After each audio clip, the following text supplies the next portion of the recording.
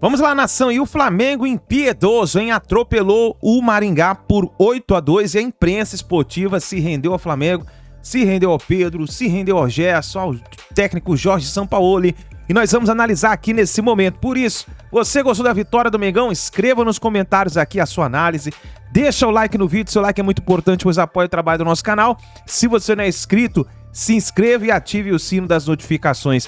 Crédito desse vídeo, o canal ESPN, link na descrição. Vamos então aqui analisar a imprensa esportiva elogiando o Flamengo. Aspectos desse jogo, e ontem a gente já viu muito claro que é essa condução de bola na saída. Então dava para identificar as ideias ali. Claro que elas ainda não estão sendo praticadas e executadas no seu melhor nível, é muito no começo. Alguns jogadores entendem mais e acho que o Gerson, por já ter trabalhado com ele, está um nível à frente nessa compreensão do que gosta o Sampaoli. É um jogador inteligente, de uma capacidade técnica absurda e me parece que ele está... a evolução dele talvez seja a mais notável, individual. Total. A evolução é brutal em relação ao pós-chegada do Sampaoli. Então é animador, não pelo placar em si, mas eu acho que por ver as ideias começarem a ser colocadas em prática. Sampaoli, quando na entrevista coletiva de apresentação, ele usou o verbo educar, né? No exato mesmo sentido em espanhol que em português. Você pode repetir sua teoria do 8? Sua não. Cara, eu gostei muito que você disso. contou aqui sobre o 8, Lino? Talvez eu não seja capaz, porque eu tinha decorado, mas eu posso ler para você aqui o que é fruto dos meus estudos, inclusive, uma coisa muito séria que foi feita antes de chegar aqui. O número 8 representa a união perfeita das duas forças do universo. A energia que vem da Terra e sobe para o universo e a energia que desce para ser descarregada na Terra. Você entendeu a dimensão disso tudo, Rizek? Agora, deixa eu falar uma outra coisa que eu acho legal a gente observar. Peraí, o Thiago Maia não é o 8, refletir sobre a sua... O Thiago Maia não é o 8? Não, mas enquanto você fica tentando alcançar esse nível, deixa eu puxar fez o um primeiro pouquinho gol pra número terra. 8. Você vai para o universo e deixa eu ficar na Terra. Aquilo que é virtude no Flamengo hoje, que é o Gerson solto, pode ser defeito um pouco mais adiante. O Ayrton Lucas, que era o jogador mais agressivo do Flamengo, estava trabalhando ontem mais encostado na linha de 3, porque quem fazia amplitude pelo lado esquerdo era o Cebolinha. O Wesley pelo outro lado, e ele gosta desses dois jogadores colados na linha lateral para que ele expanda o adversário. E trouxe o Ayrton Lucas. Ou seja, o que é virtude num dia pode ser defeito no outro. O Ayrton está ali também para curar os espaços, para preencher espaços de contra-ataque, porque ele tem explosão, porque ele é capaz de fazer isso, mas você está perdendo ele em algumas circunstâncias. O Gabigol, que está trabalhando um pouco por lado dentro, ele às vezes fica sem espaço e ontem o tweet dele, eu acho que o que ele fala para o Arrascaeta, não sei se está no seu espelho isso, sim, senhor. O que ele fala para o Arrascaeta, eu imagino que sim, porque a nossa equipe é mais do que competente. É um indicativo do que está acontecendo com ele, mentalmente e dentro de campo. O Pedro está deitando e rolando, e ela está passando pouco pelo pé do Gabigol, do jeito que ele gosta, apesar de ele ter feito uma excelente partida ontem. Já que você citou, na verdade, foi outra rede social que ele usou, né? Não Instagram. Mas enfim, isso é o de menos. Ele escreveu o seguinte para o Arrascaeta, que acompanhava o jogo, né? O Arrascaeta fez um post marcando o Gabriel e o Gabriel respondeu. Ele replicou. O Arrascaeta fez o post, Gabigol sabe muito. E ele replicou, que saudade, volta logo, só você me enxerga. Eu preciso trazer um bastidor, porque esse print, ele foi debatido pela nossa equipe. E eu tenho, assim, uma enorme resistência a debater posts de internet, porque muitas vezes a gente não sabe o que a pessoa estava pensando quando escreveu o post. Não, e ali pode ter piada interna, pode ter um monte de contexto. Eles são muito amigos, são próximos fora do campo. Confesso, assim, se eu estiver sendo muito bonzinho, vocês me desculpem, tá? Mas eu confesso que eu não vi nada demais. Eu também não. Tem gente que vê essa imagem, não, tem um recado ali. Ninguém toca a bola pra mim. Ninguém toca a bola pra mim. Cara, eu como jornalista não consigo enxergar nada além de um carinho no amigo dele, amigos, claro. Que é um craque de bola e que dá passes preciosos. Digamos que eu seja um pouco mais místico que você, que eu tenha uma compreensão do universo um pouco mais ampla e consiga perceber no Gabigol algo de insatisfação. Não, então, a gente foi buscar imagens no jogo de ontem que possam servir para corroborar essa tese. Você acha que o Gabigol ontem não estava sendo enxergado, e vou além, desde que o o Gabigol deixou claro que ele prefere jogar de centroavante, nem que para isso ele tope uma disputa com o Pedro. Você acha que está havendo, da parte do Pedro, por exemplo, não procurar tanto o Gabigol no jogo? Você está vendo isso nos jogos? Não, acho que não. O Gabigol é um chato de galocha, né? Talvez seja fruto justamente dessa chatice dele, o talento dele. Todo cara talentoso tem esses desequilíbrios, entendeu? E talvez ele queira mais justamente por isso, porque ele é talentoso, porque ele quer mostrar, porque ele está atrás de jogo, porque ele quer que toque mais a bola para ele, porque ele quer participar. Só que eu sinto ele desconfortável. E sinto que no esquema do Sampaoli, a presença desconfortável dele... no campo, é isso? Desconfortável taticamente. Ele está voltando para um ponto de campo onde ele não é produtivo, ele está se aproximando de saída de bola, ele é um jogador de definição que não está no centro da definição, ou seja, ele não é hoje o grande definidor do time. Eu sinto um Gabigol ainda desconfortável. Longe de querer fazer intriga e achar que ele possa ter algum problema de relacionamento com quem quer que seja, eu estou me atendo exclusivamente ao desconforto de jogo dele. A gente está rodando imagens do Gabigol garçom, quer dizer, ele saindo mais da área, que com a presença do Pedro, natural que ele vá fazer isso. Porque é óbvio, quando a gente lembra do Flamengo de 19, quando ele era a referência do centro do ataque, ele era o jogador que jogava no centro do ataque, que é a definição de centroavante, é óbvio que ele rende mais no centro do ataque, é óbvio. Mas aí o Flamengo trouxe um centroavante que, na minha visão, é melhor que o Gabigol, que é o Pedro. Na minha visão, como centroavante, é melhor que o Gabigol. Mas o Gabigol ainda é, com sobras, um dos melhores 11 do Flamengo. Então se busca uma alternativa para que você jogue com esse centroavante extra classe, que é o Pedro, e acho que o Pedro é realmente extra classe em relação ao Gabigol. E como é que você faz, então, para ajeitar os dois em campo? O Dorival Júnior tratou de fazer isso no ano passado e o Sampaoli está continuando a melhor maneira de você jogar com os dois. Ainda que você não tire o melhor do Gabigol, você faz o melhor para o time. Então me parece que não tem muita dúvida em como proceder tendo o Gabigol e Pedro em campo. A minha opinião contigo, espero que o Gabigol concorde também, é só isso. Eu não sei o que o Gabigol pensa e nem se tinha recado ali ou não. Tem que perguntar para ele, mas a minha visão talvez seja impopular. Eu acho que o Gabriel joga melhor hoje não significa hoje, ontem significa atualmente, do que ele jogava em 2019. Ô, louco. Eu acho. Sério? Ele é um jogador mais... Não, assim, ele individualmente, ele ganhou repertório de um jeito absurdo. Ele parecia ele era um grande finalizador. Mas quando a gente roda os números dele, o número de gols pelo menos diminuiu muito, né? A gente pode rodar. Mas a quantidade de jogadas que ele gera ofensivamente, ou com o último ou com o penúltimo passe, essa saída dele da área, da direita para o lado, cortando para dentro e fazendo o passe com o pé esquerdo, seja vertical, seja invertendo o lado, seja para a entrada do atacante no segundo pau, ele tem o timing dificílimo de um jogador ter, que é pegar a entrada com o zagueiro parado, a entrada em velocidade sem posição de impedimento. Ele virou um garçom, ele continua sendo um 9 bom e virou um meia, para usar a numeração antiga e tradicional, e virou um 10 excelente, não só pela camisa que ele herdou, mas pela função que ele está fazendo em campo.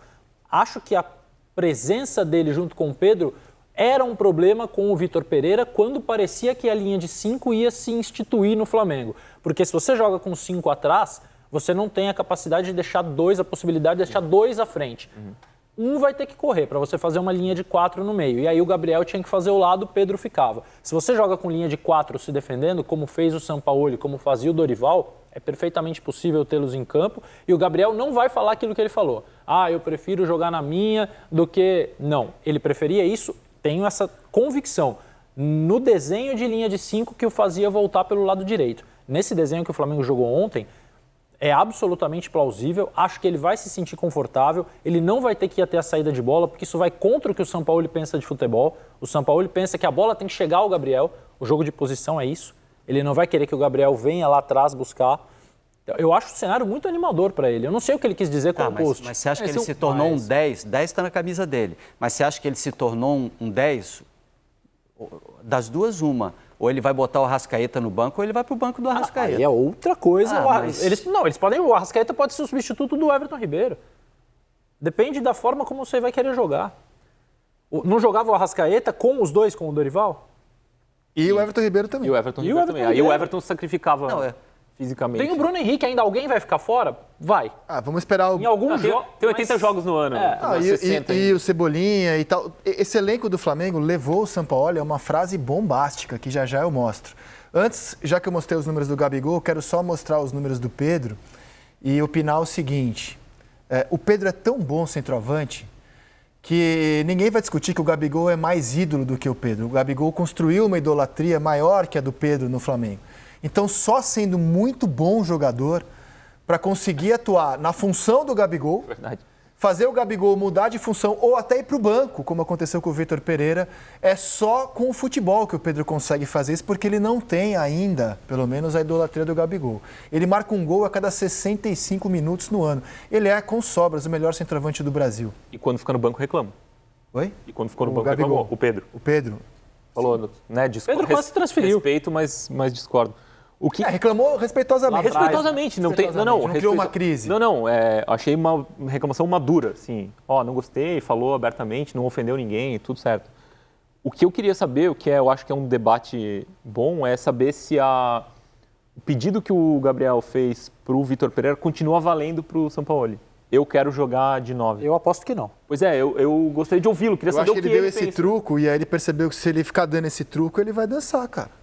Mas é porque tu mudou e também porque mudou a maneira de jogar. Exato. Ele não tem que voltar mais como ele voltava com o Vitor. Eu acho que a questão dele era essa. Pois é, eu acho que era defensivo também a questão. E o Sampaoli, quando foi perguntado sobre jogar os dois juntos, falou, às vezes sim, às vezes não. O que talvez indique que o Gabriel tenha que sair para quando voltar o Arrascaeta. O São Paulo já fez 3 times.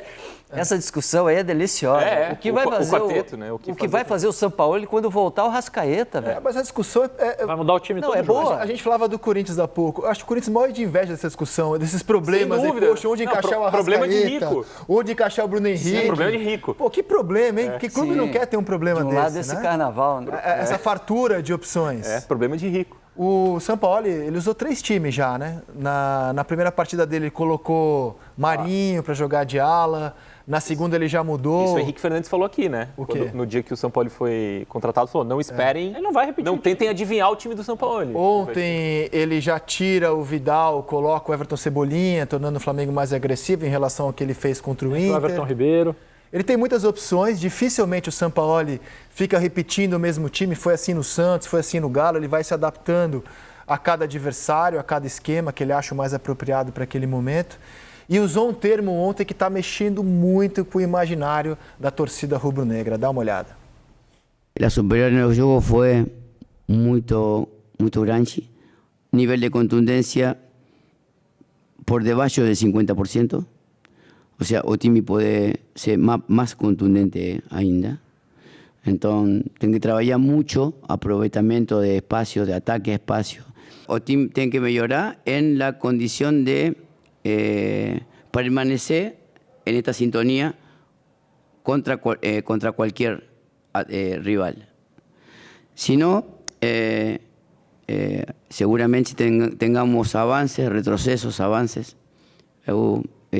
Quiero ficar aquí en un time muy grande para tener un time invencible. Tomará tiempo, pero es mi sueño. Um time invencível, para mim, é a manchete. Um time invencível. Vou fazer uma breve inconfidência sobre essa frase do invencível. Quando ele participou do Bem Amigos o ano passado, eu estava no programa, nos bastidores ele falava assim, eu vendo esse elenco do Flamengo, eu penso no PSG na França, no Bayern de Munique na Alemanha.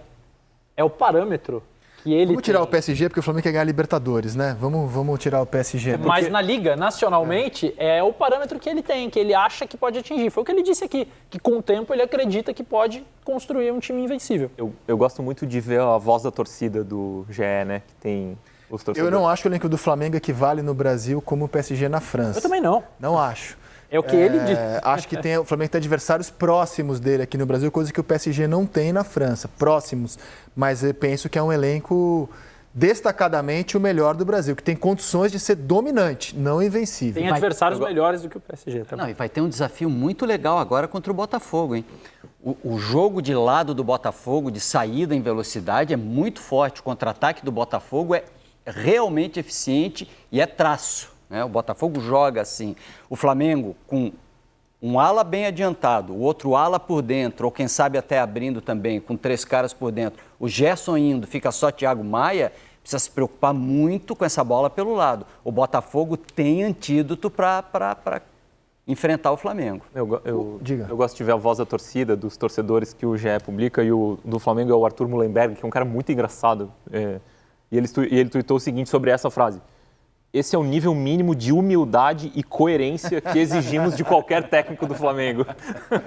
Cara, mas conversa muito com o jeito de ser do Flamengo. Total, o Gabigol é muito ídolo, óbvio que é por causa dos gols na final da Libertadores, mas tem tudo a ver com a prepotência ali, com a megalomania, com a coisa dominadora, assim, né? O Flamengo não tem contestação, não exige contestação. Essa marra encaixa, né? E ele falar em time invencível precisamente é música pro torcedor do Flamengo. E o pé de página do jogo de ontem é a atuação do Wesley. Ele vai ganhar vaga na lateral direita a continuar assim. É verdade. Todas as vezes que ele entrou, ele foi muito bem. Ele foi bem mesmo. Dentro do que gosta. A gente dizia que o Flamengo precisava contratar um jogador para essa posição. Talvez tenha achado internamente a melhor solução possível, que é o garoto Wesley. Aí, nação, tá aí as informações do Mengão, então. Flamengo conseguiu uma excelente vitória, uma grande vitória que fez o Flamengo começar a embalar. O Flamengo vai para a partida, para o clássico, já embalado, com outro ânimo, com uma motivação a mais. E agora, meu amigo, vamos ver como vai continuar o Flamengo. Na minha opinião, o Flamengo voltou. O Flamengo voltou. Deixe seu like, se inscreva no canal e a gente se vê no próximo vídeo.